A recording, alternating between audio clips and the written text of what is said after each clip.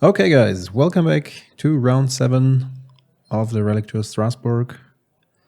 This is the very last game before the top 8.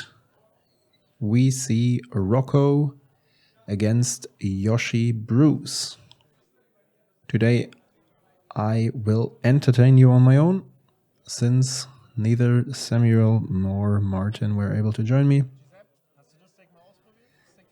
So Rocco is definitely a card you don't see too often. The very first time this deck came up was, I think, a year ago in Prague. That was the very first player I know of who successfully tinkered with the deck. And he brought up a pot deck featuring multiple combos. Since the unbanning of Marov, many players have tried a similar route playing Marov, since while you can feature all the different combos, you also have a plan B by just casting a big commander. Marov is a fine creature on its own, and you also have quite a good matchup against aggressive decks. But if you go for the combo plan, that's usually not your problem anyways. And here we see a fast start. We have 2 Dorks and a Utopia Sprawl. On the other side, only Plateau and Yoshi, so not that much board development so far, but he has a couple of things in hand. We see Mines of Moria. There is a Flower of the White Tree. He probably has no second white source, I think. Otherwise, the enchantment would have been the way to go. Talia is also fine. If you think about the fact that most of the Tudors are instant or sorceries, but in this case you have a creature in your command zone that tutors your any other creature, which is just good enough to dodge the attacks of Talia. And here we see Heliod Sun Crowned, and we've already seen Walking Ballista in his hand, so I doubt that there will be some interaction on Yoshi's part, and if he resolves the Ballista next turn and it will not die in response to the activation of the Lifelink ability, then this is already game for Rocco. But let's see. Rocco can just block Yoshi. He can recast it, tutor another card. Also really cool, what I really like about this deck is the interaction with the Wirewood symbiote. Since it's an elf, you can always return it and then replay it. Makes for some cool combat interaction, as long as your opponent has no trample creatures. And here we see Baird, the card that produces tokens. Seems to be stuck on 2 lands. Again, Flower of the White Tree would have been great here with Talia and Yoshi on board. A couple of legendary creatures. And if it isn't for a Solitude, doesn't look too good for Yoshi here. Quite a fast game so far. We have an Eladamri's Call, Swords. And there is a Walking Ballista for 4. And now he perfectly has 2 mana open to activate the ability. And yeah, that's a combo we don't see every day. But here you go. Infinite life, and you just ping down your opponent. So you do this 20 times, and Yoshi is defeated. Over to the second game. It seems both are starting with 7 cards. Now Yoshi being on the play. Of course, always casting the dog turn 1. And there is a Dork. You could even cast Rocco for X equals 0, searching for Dried Arbor. In some situations you might want to do that, depending on your board. You add 2 mana to a Court of Calling, for example, that your opponent might not foresee. And also depending on... Not sure if you can do that much with the Dryad Arbor itself, but that's a good deck to keep it. I mean, in a defensive situation, you can just go for the Dryad Arbor and try to survive 1 or 2 more turns in order to go for your next combo line. And that's a situation in which I would have probably traded the Elf for the Apprentice, because Apprentice is really putting a lot of pressure on Rocco, and it seems there is no 3-drop anyways.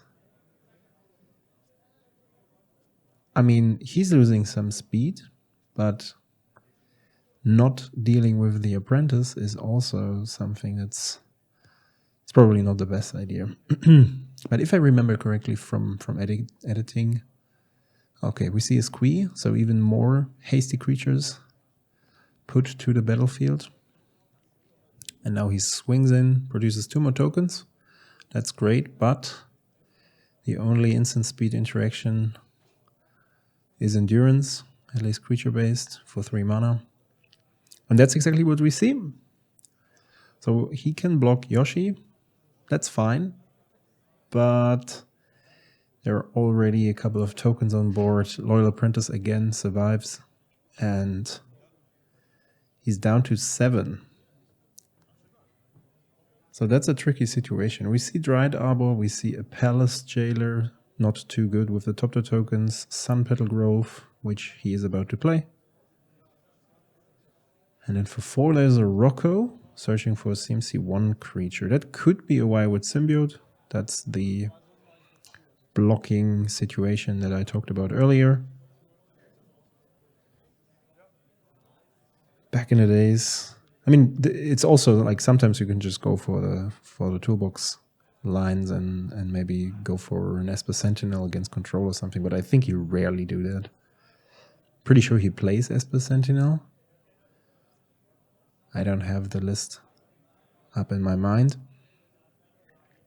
But here we have the Symbiote, which gives multiple Rocco casts without sacrificing the card. And he can even, if there would be a Wordly Tutor in hand, for example, he could even make use of the Llanowar Elves, the mana. Sadly, there's not. Back to Yoshi. We have Hammerheim, Plateau, and a Mountain on field. 3 tokens. So he could just recast Yoshi, produce 2 more tokens again. Instead, he chooses to go for combat. Interesting. So that would be blocking 2. The 2 biggest one would be 4. He's going down to 3. Of course, before damage, he's going to activate the Symbiote.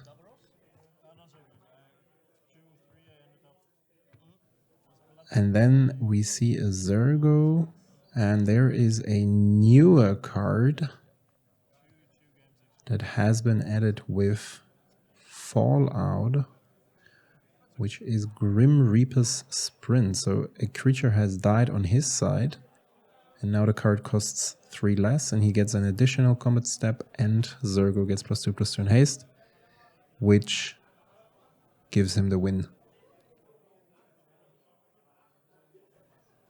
Even if Rocco decided to throw in everything, it would still not be enough to come back next turn. There's a pre-game interaction, the favorite Gemstone Caverns, not too bad. Rocco also has a bird, so quite a different pace compared to the first game, at least for Yoshi. The ideal follow-up would be a white legendary land or a red legendary land followed by a legendary 1-drop, of course. Then you have a 3/3 Yoshi on turn 1. But we see a Scalding turn, which is... Yeah, he probably has a 1-drop apart from Yoshi. We have a Plateau again. Let's see how aggressive he can get. Definitely saw in the first game that he doesn't have too much time to end his game. There's a Mother. Okay, a Mother is not... It's a great card. It's not too impressive here. On the other side, we see a Palace Jailer again. There's a Wooded Foothills, Wildwood Symbiote, Minsc and Boo, and the last card I cannot identify. It's a Kitchen Finks. Oh, okay, that's cool. That's cool. Kitchen Finks is a card that we rarely see these days. But I think this deck features a combo around it, which might be in combination with... What could it be? I mean, there are several 3-card combos around. Goblin Bombardment, Renegade Relier, Safi Eriksdotter. There's even the Neuro card from Streets of Capenna, which I forgot the name about. It's 3 mana, and you bring back a CMC 2 or less creature to the battlefield. I think it can't attack or something like this. So it goes in a similar direction. You just reanimate Safi with it, and then you can infinitely sack your creatures into Goblin Bombardment and kill the opponent. Maybe Kitchen Finks is part of a infinite gaining life combo. I think there were some things like this back in the days. Oh, of course, it's if you have a sack outlet, you can do so with Helion also, because the if you gain life, yeah, maybe okay, it would have to attack for that. Yeah, let's see. I have to check the list again. But let's focus on the match. There is an Esper Sentinel on the other side, and there is a Shinka. And we see a Rocco for 0. So here's the Dried Arbor coming down. Interesting decision. Probably in combination with the Wildwood Symbiote he has in hand. And he can also cast it as a follow-up. Let's see. There's a Symbiote. Interesting that he did not decide to cast the Minsc and Boo now. He had the mana. I mean, yeah, your opponent has 2 mana open, and that would have backfired with the Katar entering the battlefield. Or maybe there's a Lightning Helix or something. But a 4/4 hamster is also quite a thing, and it pressures a lot. The Kitchen Finks is great. It's a great blocker. We have an Inti. Inti is good. Giving trample to whatever creature he's about to attack with. And also some... It's not card advantage, it's card quality. Let's see what he's about to plan.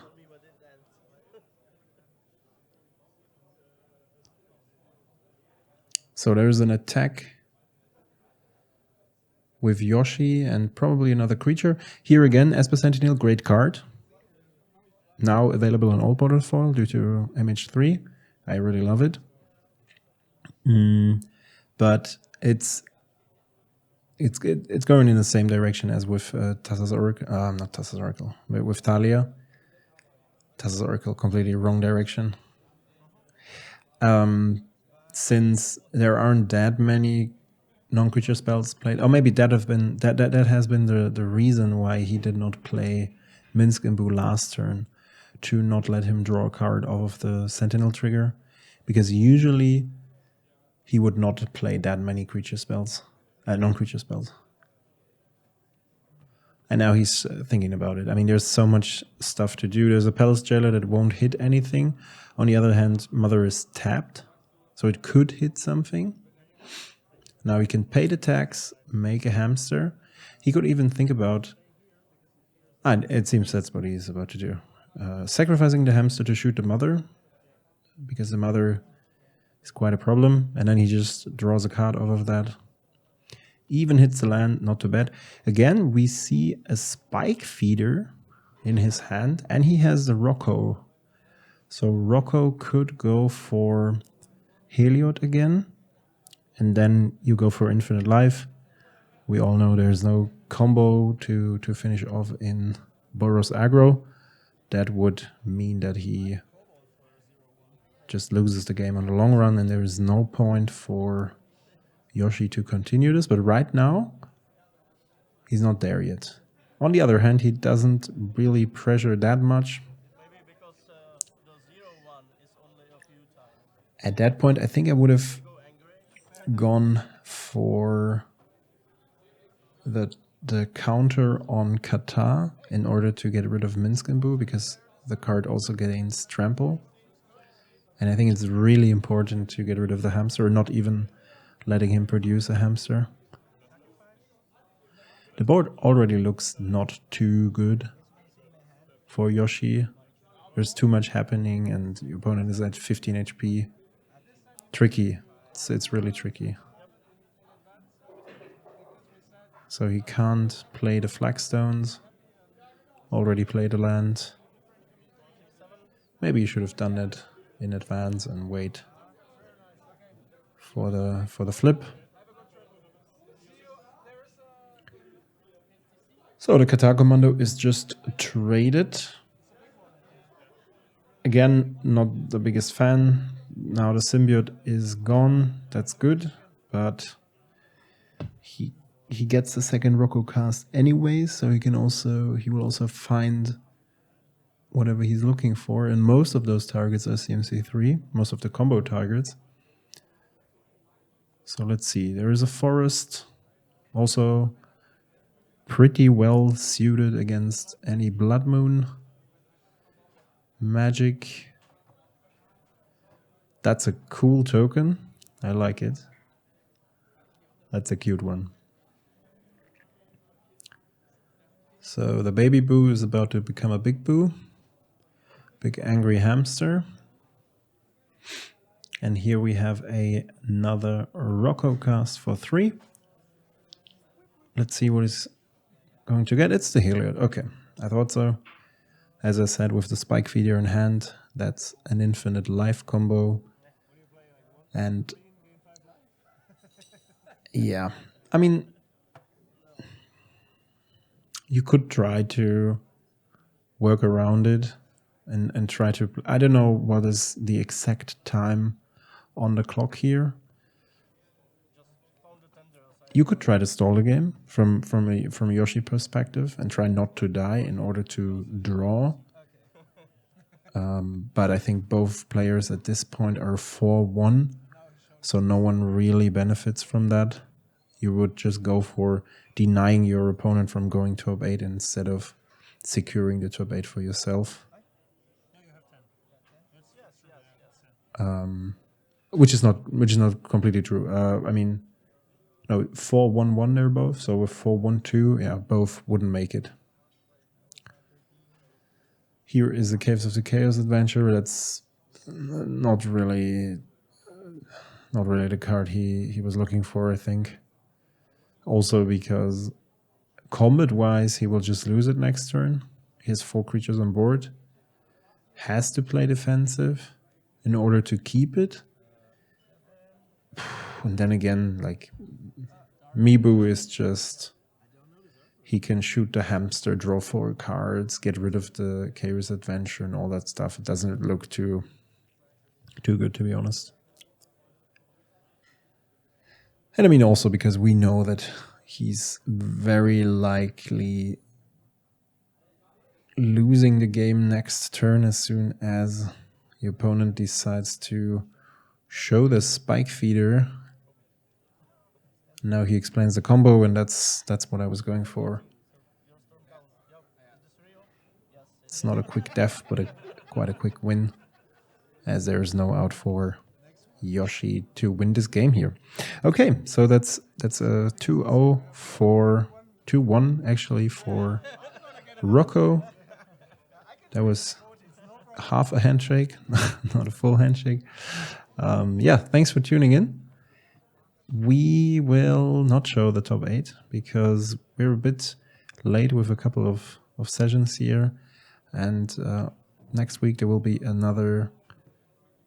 Yeah, next weekend there will be another tournament in Straßbourg, and then we will play with, or we will show you the current matchups with the current commanders from Modern Horizons 3 and so on and so forth. So thanks for staying with us, and see you next time. Bye-bye.